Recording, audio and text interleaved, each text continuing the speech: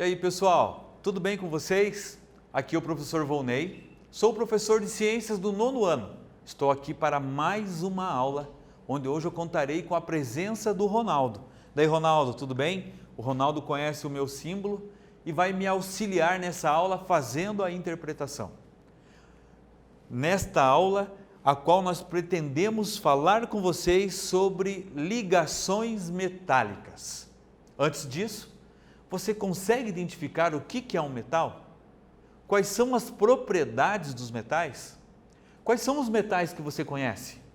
Você conhece, por exemplo, o metal que deu origem às lâmpadas incandescentes?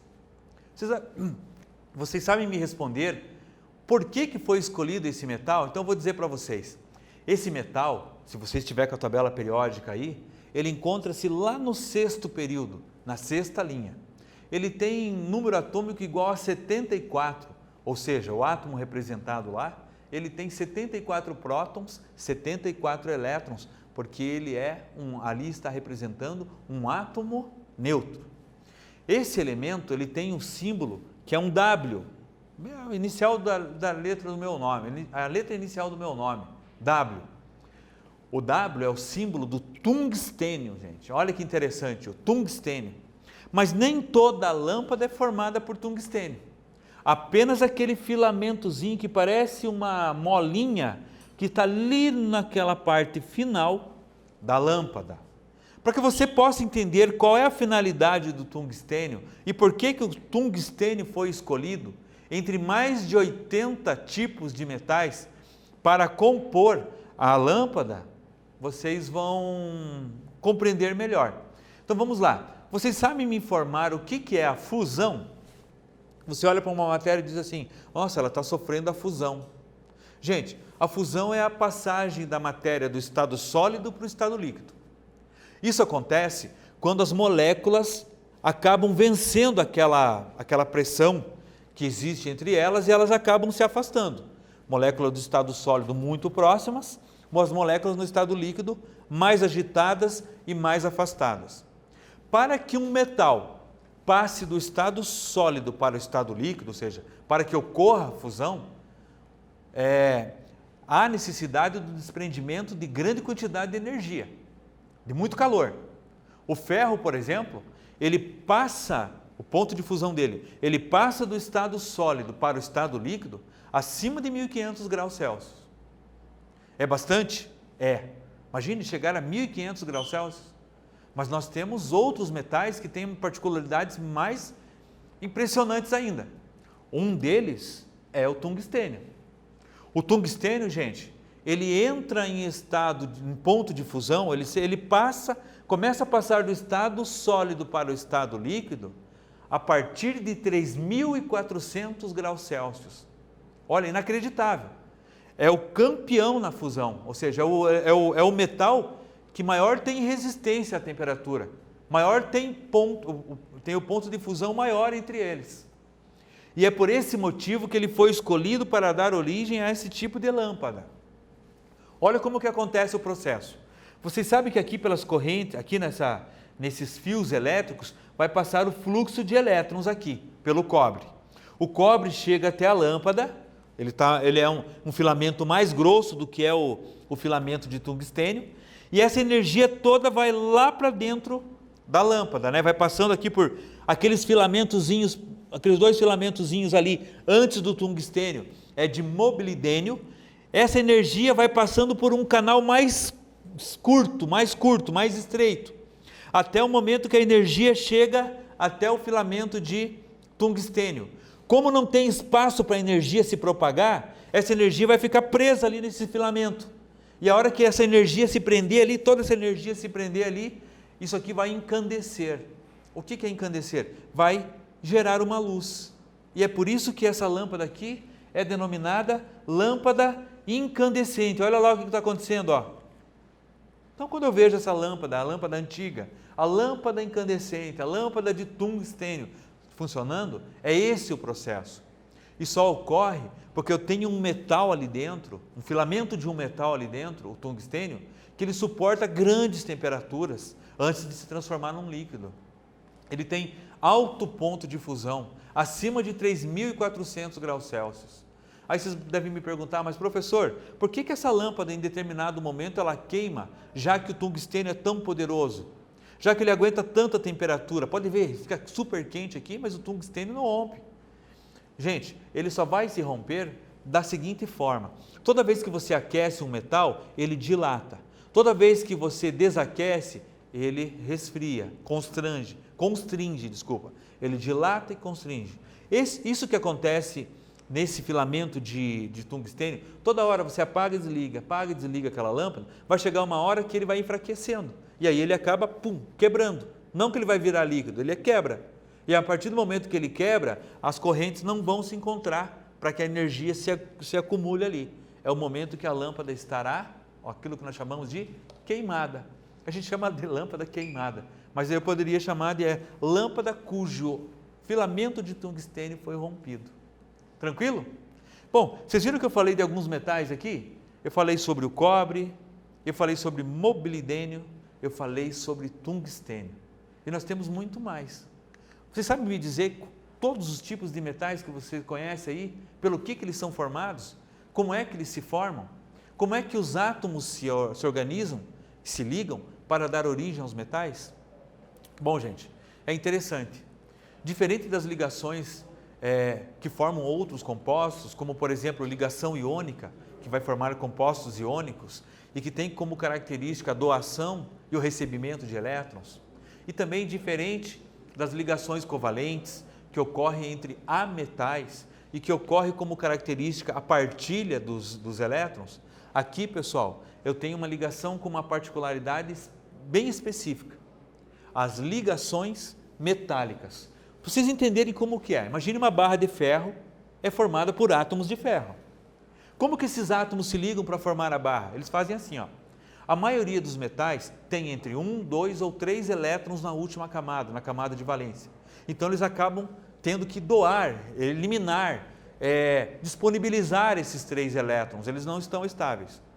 Então vários átomos juntos, eles acabam liberando esses elétrons, o qual vai formar aquilo que nós vamos chamar de nuvem de elétrons ou de mar de elétrons. Esse mar de elétrons de carga positiva, junto com o núcleo do átomo que está ali repleto de carga positiva, é que vai dar a atração entre essas cargas. E isso vai formar ali aquele aglomerado, que nós vamos chamar de liga metálica. Então é assim que nós entendemos. Olha o desenho aqui mostrando para vocês. O sinal de mais é o núcleo de vários átomos. Imagine, sei lá, átomos de ferro. Ao redor, a carga elétrica negativa, os elétrons. Então eles estão aí liberando elétrons, formando uma grande nuvem entre eles, ou um grande mar de elétrons entre eles, tornando eles cada vez mais coesos e capazes de originar essa matéria, a qual nós chamamos de metais. É assim que eles se ligam, por ligação metálica. Vamos ver se vocês entenderam. Olha lá, nas indústrias de fabricação de alumínio é um metal, lembram? Mais de 70% dos recursos empregados é energia elétrica. Um recurso que, apesar de escasso, ainda é muito barato no Brasil. Esse custo é ainda inferior para empresas que possuem subsídios e pagam até 1/3 do preço pago pelos consumidores, os consumidores residenciais. Subsídio é incentivo, tá, pessoal? Esse incentivo normalmente é feito pelo poder público, né? Então as empresas ganham lá incentivo da prefeitura para se instalar, ganham incentivo do governo do estado para se instalar. Incentivo é o subsídio ali. Grande parte dos lingotes produzidos aqui é exportada e lá fora, né, para fora do Brasil, eles são transformados em componentes automotivos e equipamentos que o Brasil precisa comprar por um preço muito mais alto. Aqui fica uma crítica nesse texto, né? A gente tem a matéria-prima, a gente faz as ligas metálicas, exporta isso e depois temos que comprar isso mais caro ainda do que a gente vendeu. Parece uma coisa absurda, né? É verdade. Mas nós podemos mudar esse quadro, hein, gente? Vamos lá, o exercício. As ligações químicas entre os átomos de alumínio presentes nos lingotes produzidos são de qual tipo? Qual tipo de ligação vai fazer com que os alumínios se aproximem, liberem aqueles elétrons e formem aquela nuvem de elétrons? aquele mar de elétrons. Qual é o tipo de ligação? Aqui eu tenho 4 alternativas, pensa um pouquinho aí e eu já volto.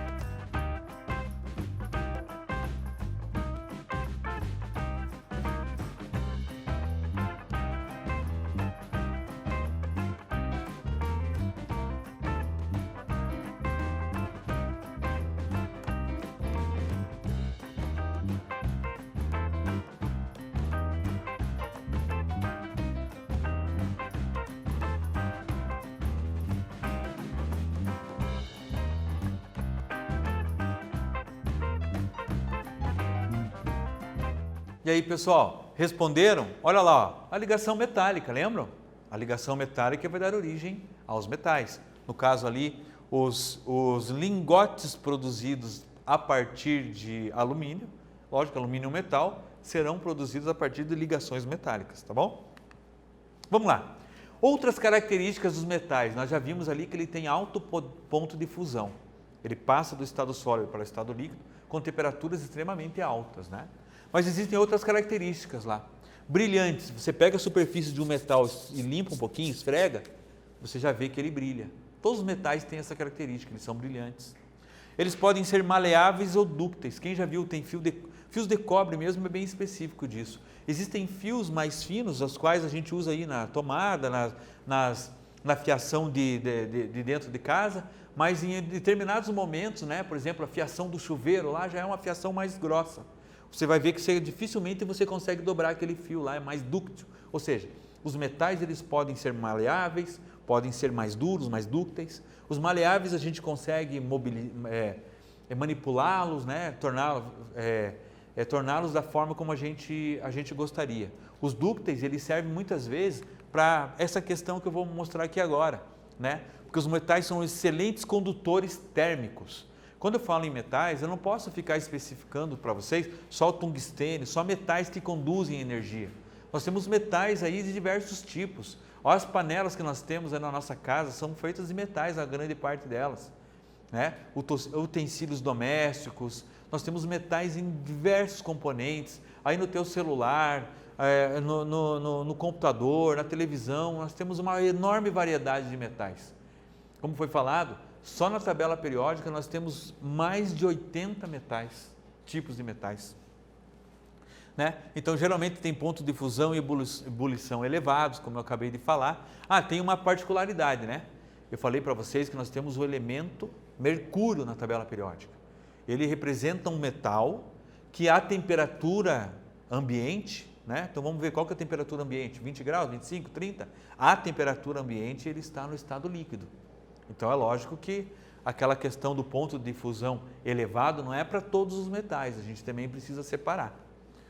Aqui, pessoal, outra característica, tenacidade, ou seja, alta capacidade de suportar pressões. Olha aqui os metais que formam os trilhos do trem, né? Alta capacidade de suportar pressão, né? Esses metais dúcteis. Outra característica lá, resistência à tração. Você pega e traciona um metal, ele é resistente à tração que a gente faz. Não quer dizer que ele seja indestrutível. Nem os metais as ligas mais poderosas são indestrutíveis. Mas é lógico, quanto maior capacidade ele tiver de resistência à tração, maior a quantidade de metais, de átomos de outros metais na liga. Vocês vão entender melhor isso aí na frente. Mas antes vamos ver se vocês entenderam. As propriedades ductibilidade, né, dureza lá, brilho, maleabilidade e condutividade elétrica caracterizam. Quem são eles aqui que vocês acham que tem essas características? Alternativa A, B, C e D. Perceba aqui quem que são metais, quem que não são, tá bom? Em um minuto eu já volto.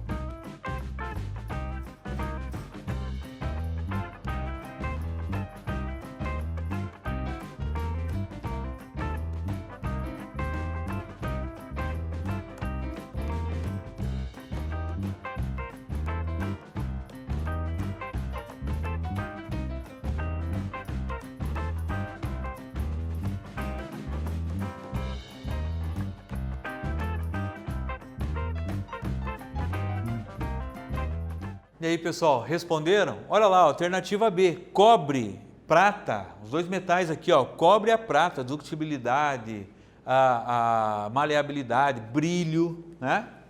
Vamos lá. Vocês já perceberam que na tabela periódica não possui ali o nome de alguns metais que a gente particularmente se familiariza? Vocês já viram que na tabela periódica não tem o bronze lá? Vocês já viram, por exemplo, já perceberam que na tabela periódica não tem o latão? A maioria dos portões aí na casa, nas residências, é feita de latão. Vocês já viram que existem algumas ligas metálicas que fazem parte do nosso cotidiano e que não se encontram ali na tabela periódica? Sabe me explicar por quê? Eu diria o seguinte, pessoal, que quando a gente fala em liga metálica, essa liga ela pode ser constituída pelo átomo que o forma, mas ela pode ser constituída também, né, através de ligações metálicas entre átomos diversos. É o caso, por exemplo, do latão. Olha, quando eu pego lá o latão, eu vejo que 67% do latão é formado por um metal, por um átomo, que são os átomos de cobre, tá? E 33% por átomos de zinco. Então, o latão é uma liga formada por cobre e zinco. Tranquilos? Outro exemplo aqui, ó. Já viram falar nisso aqui, ó? Amalgamas. A amalgamas, vocês estão vendo aqui tampando uma cárie dentária, né, num dente. É a junção, essa palavra aqui, amálgamas, ela está relacionada à união, assim, vamos dizer assim, o nome, se fosse para dar um nome assim, que vocês pudessem entender o que era, diria assim, ó, é uma união considerável, uma união rentável, uma união capaz de originar algo importante.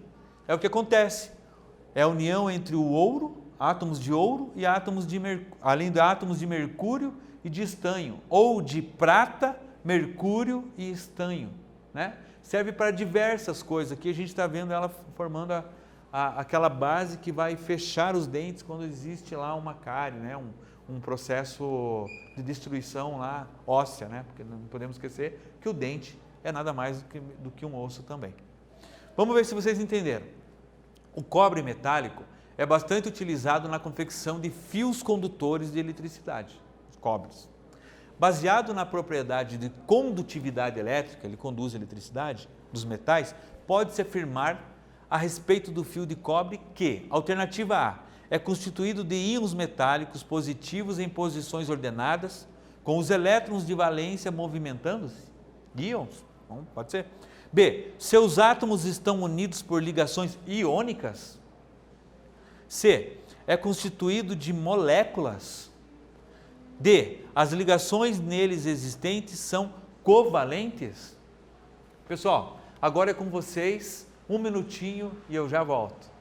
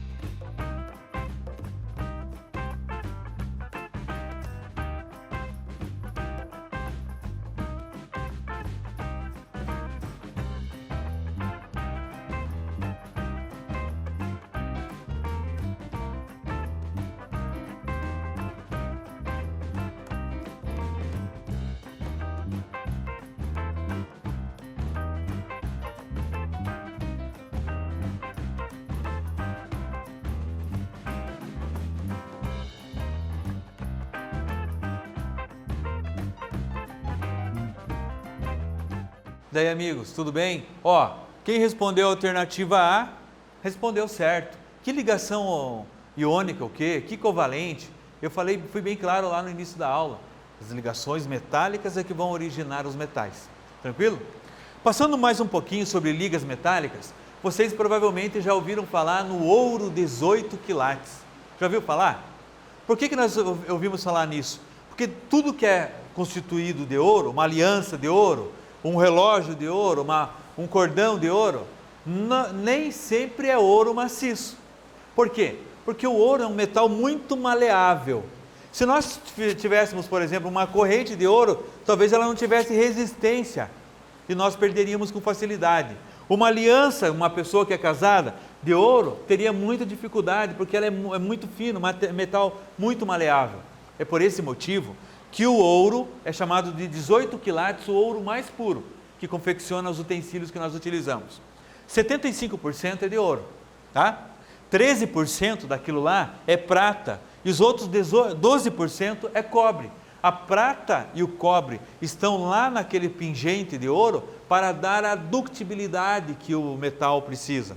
É claro, o ouro é um metal precioso, né? Comercialmente muito caro, mas ele não vem puro quando nós compramos isso lá na loja. Ele está misturado com cobre e também com a prata para que ele possa ter a maleabilidade e a ductibilidade necessária para que a gente não perca, para que a gente não destrua, para que a gente possa utilizá-lo da maneira como a gente necessita, precise, tá bom? Vamos ver se vocês entenderam aqui, ó. O ouro utilizado na fabricação de vários tipos de joias pode apresentar diferentes tonalidades de cor, principalmente vermelha, né? Não é só vermelha. Mas a vermelha, essa coloração, deve ser a maior ou menor porcentagem de qual elemento metálico? Quais desses aqui está lá forma lá o ouro, que é 18 quilates, e que pode dar essa coloração meio avermelhada ali? Vamos lá, pessoal, respondam e eu já volto.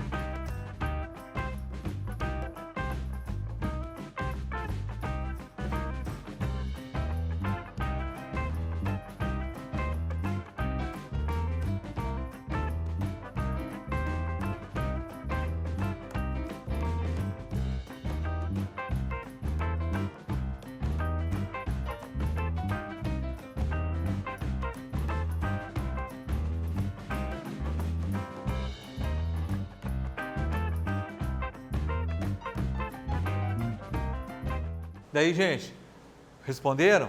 Olha lá, ó, é o cobre, né? É o cobre que dá essa coloração avermelhada ao ouro, né? Beleza. Bom, gente, na aula de hoje nós falamos sobre ligas metálicas, sobre ligações metálicas, aquilo que dá origem aos metais. Não podemos esquecer da nuvem de elétrons, do mar de elétrons, é o que caracteriza esse tipo de ligação. Também falamos sobre algumas propriedades dos metais, nos ajuda a compreender melhor a sua utilização comercial, a sua utilização no nosso cotidiano. Eu espero que vocês tenham gostado da aula e fica aqui um grande abraço a todos.